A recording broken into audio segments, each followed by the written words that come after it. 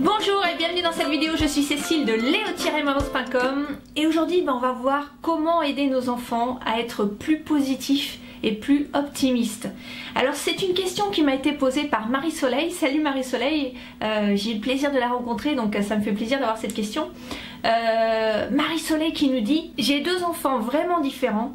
J'ai une fille de 4 ans qui est vraiment positive alors que mon garçon de 6 ans a de la difficulté à focuser sur le positif. Il est souvent démoralisé par le négatif. Il a de la difficulté à apprécier ce qu'il a. Par exemple, il dit souvent qu'il n'aime plus aucun de ses jouets et qu'il voudrait en avoir de nouveaux. Le Père Noël était à peine reparti que déjà il faisait sa liste pour le Noël prochain. Je trouve ça difficile, étant une personne extrêmement positive qui sait apprécier ce que j'ai. Il est souvent grognon, bougon. Une journée se gâche facilement pour lui. J'aimerais savoir comment le faire changer d'attitude. Le soir, je demande toujours à mes enfants quel a été leur meilleur moment de la journée, mais ça ne semble pas être suffisant. Alors même si nos enfants ont tendance à avoir une attitude plutôt pessimiste face aux événements du quotidien, de la vie, eh bien il faut savoir que l'influence de leur environnement, des gens qui les entourent, est bien plus importante que la part qu'ils ont naturelle, la part dont ils ont hérité de pessimisme ou de vision des choses un peu négatives. Alors c'est une bonne nouvelle parce que ça veut dire qu'on peut tout à fait les aider à progresser, à être plus optimistes, à voir les choses de manière plus positive. Alors parfois cette façon d'être de nos enfants, c'est un peu comme un appel. Et Marie-Soleil, tu nous dis par exemple que ton fils dit qu'il n'a pas forcément assez de jouets ou que ses jouets ne les plaisent plus et qu'il veut en avoir de nouveaux. Alors ça parfois c'est simplement une façon de nous dire à nous les parents, à toi Marie-Soleil, que il a besoin de ta présence, il a besoin peut-être d'affection et la meilleure façon de lui donner cette dose d'affection qui est vitale pour nos enfants, c'est de se mettre à leur portée, de s'asseoir éventuellement par terre avec eux et de leur demander à quoi ils voudraient jouer. Mais dans ce cas-là, on n'a pas besoin de jouer matériel, même si c'est ça qu'ils demandent. On a simplement besoin de leur demander qu'est-ce qu'ils veulent faire, parce que c'est une façon de leur donner l'attention dont ils ont besoin. Et à ce moment-là, on va passer 10-15 minutes à jouer avec eux, selon leurs termes, au jeu ou à l'activité qu'ils veulent faire avec nous. Et ça, c'est vraiment le meilleur moyen de leur faire oublier cette liste du Père Noël à laquelle ils pensent déjà pour l'année prochaine. Ensuite, penser la vie positivement, eh bien ça se construit avec le temps et ça se construit grâce à des habitudes que l'on met en place.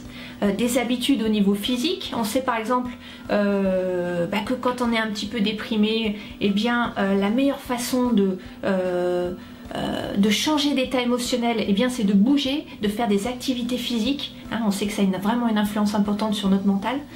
Des habitudes au niveau mental, eh bien c'est les mots qu'on se dit, qu'on se répète, qui ont une influence vraiment énorme sur ce qu'on ressent et ce qu'on pense. Et les troisièmes habitudes, eh bien ce sont au niveau émotionnel. Il est important d'écouter ce qu'on ressent et de ne pas le taire et l'enfermer en soi. Donc écouter ses émotions. Alors des études en thérapie cognitive ont montré que la façon dont on se parle à soi-même face à ce qui nous arrive, face à notre environnement, à ce qui nous arrive tous les jours, et la façon dont on interprète ces situations, eh bien, ont un impact direct fort sur nos réactions émotionnelles face à ce que l'on vit. Alors selon l'auteur d'un livre qui s'appelle The Optimist Child, il y aurait 4 filtres dont le pessimiste est un peu victime. Le premier filtre, c'est un filtre permanent, c'est-à-dire que la personne pense que ce qui lui arrive, lui arrivera tout le temps et que c'est tout le temps comme ça, qu'il lui arrive toujours des catastrophes. Le deuxième filtre, c'est l'effet tache d'encre, c'est-à-dire que ce qui arrive de négatif, à un moment donné, eh bien ça influe sur tous les autres aspects de la vie du pessimiste. Le troisième effet, c'est l'effet personnel, c'est-à-dire que la personne pense que ça ne lui arrive tout le temps qu'à elle. Et le quatrième filtre, c'est l'effet impuissance, c'est-à-dire que la personne pense qu'elle n'a aucun moyen d'agir, qu'elle est victime et donc qu'elle ne peut rien faire pour changer les choses. Donc quelque part, aider nos enfants à être plus optimistes, ce serait les aider à changer de verre de lunettes ou de filtre pour qu'ils puissent changer, contrecarrer ces effets-là. Donc concrètement, comment aider nos enfants à changer cette paire de lunettes ou ces verres, ces filtres? je vais partager avec toi, Marie-Soleil, avec vous, 10 clés. La première clé, c'est de partager avec nos enfants les bonnes questions à se poser quand une situation arrive. La première question, c'est: est-ce que si je fais un effort, je pourrais changer le dénouement de la situation? Est-ce que je pourrais changer les choses? Et ensuite, la seconde question, c'est: qu'est-ce que je peux faire tout de suite maintenant? Le premier pas que je peux faire pour changer, pour commencer à changer les choses. Par exemple, j'ai raté un examen ou j'ai raté une évaluation, j'ai raté mon devoir. C'est tout le temps comme ça, de toute façon ça n'arrive qu'à moi. Donc pour aider nos enfants à changer ça, on va lui demander qu'est-ce que tu peux faire tout de suite là? Est-ce que tu pouvais faire quelque chose pour changer les choses? Oui, j'aurais révisé un peu plus et un peu mieux, certainement j'aurais eu de meilleurs résultats. Ok, qu'est-ce qu'on peut faire tout de suite? C'est reprendre le devoir et éventuellement refaire un petit exercice et s'entraîner un petit peu tous les jours jusqu'au prochain examen. Voilà, c'est des choses concrètes qu'on peut faire avec nos enfants. La deuxième clé apparaît assez basique, mais c'est de prendre de bonnes habitudes d'hygiène de vie. Faire de l'exercice physique, bouger, faire des jeux de contact physique avec nos enfants, manger sainement, éviter le soir de leur donner du sucre, essayer de leur faire manger des soupes. Les soupes, ça passe en général assez bien avec les enfants quand on les habitue à ça, donc on arrive à leur faire manger des légumes. Faire des assiettes rigolotes avec des concombres, des carottes coupées en morceaux, voilà. Essayer de leur faire manger des choses plus saines. La troisième clé, c'est d'être un modèle d'optimisme pour nos enfants. Alors la façon dont on perçoit les choses, le monde, les gens qui nous entourent, ce qu'on dit, les mots qu'on dit sur les personnes que l'on croise sur notre chemin, ce qu'on pense, ce qu'on fait lorsqu'une situation se présente, une influence énorme sur la façon dont nos enfants aussi perçoivent les choses autour d'eux, puisque ce sont de véritables éponges et ils voient un petit peu le monde à travers nous quand ils sont jeunes. Donc c'est très important d'être un modèle et de dire des choses positives. Par exemple, à la maison, moi j'ai souvent tendance à dire qu'on a beaucoup de chance. Et je le pense vraiment, et d'ailleurs on a beaucoup de chance. Et voilà, et je sais que Marie-Soleil, tu dis toi-même que tu es une personne très positive. Et tu fais bien d'être une personne positive parce que ça doit de toute façon avoir une influence sur tes enfants. La quatrième clé, c'est d'insuffler en nos enfants le plaisir de donner. Alors, donner, c'est très très gratifiant. Et donner ce plaisir à nos enfants, c'est un must et ça va leur permettre de voir les choses beaucoup plus positivement parce qu'ils vont avoir la réflexion des merci déjà des gens à qui ils donnent des choses et puis des sourires, enfin des choses positives qui leur reviennent en retour. Donc donner spontanément, être généreux, c'est une force. Donc par exemple, ils peuvent gonfler des ballons et les donner aux inconnus dans la rue ou à des gens autour d'eux, à d'autres enfants.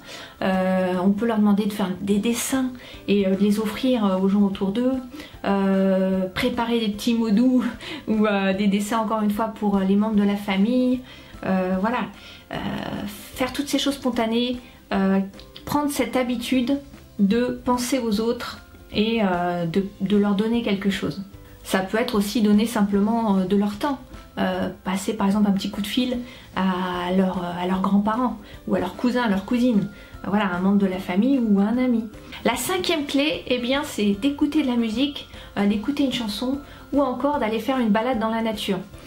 Pour de nombreuses personnes, le simple fait d'écouter de la musique ou d'aller se balader dans la nature, ça apporte un réconfort, un bien-être et ça permet de changer d'humeur, d'état d'esprit. Et c'est valable pour nos enfants bien entendu. Et puis ça permet aussi de les aérer un petit peu, surtout en plein hiver, on a envie de les déconnecter de tout ce qui est jouet électronique ou tablette ou ordinateur pour profiter de la nature autour d'eux. Marie-Soleil, tu as la chance de vivre au Québec qui est une région magnifique et j'espère que vous profitez de ces paysages et de ces balades dans la nature parce que c'est vraiment une chance et c'est un cadeau à offrir à tes enfants, à nos enfants. La sixième clé, c'est d'aider nos enfants à apprendre à parler à leur râleur intérieur. Alors qu'est-ce que ça veut dire? Quand on a des pensées un petit peu négatives, quand on voit les choses de manière un peu pessimiste, on a des mots qui reviennent et c'est comme une petite voix intérieure. Et cette petite voix, on peut très bien dire à nos enfants qu'ils l'imaginent comme un bonhomme, comme s'ils avaient un petit bonhomme dans la tête qui leur dit des choses pas très sympas, comme un bonhomme grognon ou un bonhomme râleur. Et donc ce bonhomme, déjà d'identifier cette voix comme quelque chose d'extérieur, ça va les aider à contredire et prendre le dessus sur cette petite voix. Donc au lieu de, quand ils vont entendre cette voix qui leur dit t'y arriveras jamais, t'arriveras jamais à courir assez vite, et ils vont dire bah si, je vais courir plus vite que ce que tu dis et je vais te le prouver, et voilà, ils le font. La 7e clé, c'est de fabriquer des poupées tracas. Alors qu'est-ce que c'est que des poupées tracas? J'en avais parlé dans une vidéo ou un article antérieur. Ce sont des petites figurines qui sont originaires du Guatemala et que les enfants utilisent pour leur confier leurs petits soucis, leurs petits tracas, généralement avant d'aller au lit, mais ça peut être à n'importe quel moment de la journée. Et voilà, une fois qu'ils ont confié leur peine et qu'ils ont dit tout ce qu'ils ont à dire de plainte auprès de ces petites poupées tracas, eh bien ils sont libérés et ça va les aider à voir les choses de manière plus positive.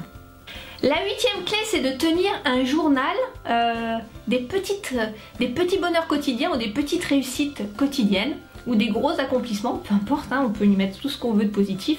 Et donc moi j'ai par exemple à titre personnel un petit carnet dans lequel je note tous les petits achèvements, tous les petits accomplissements que j'ai fait ces dernières années, et le relire c'est très très réconfortant, on se dit waouh, on en a fait des choses, et ça aide aussi à voir les choses de manière plus positive.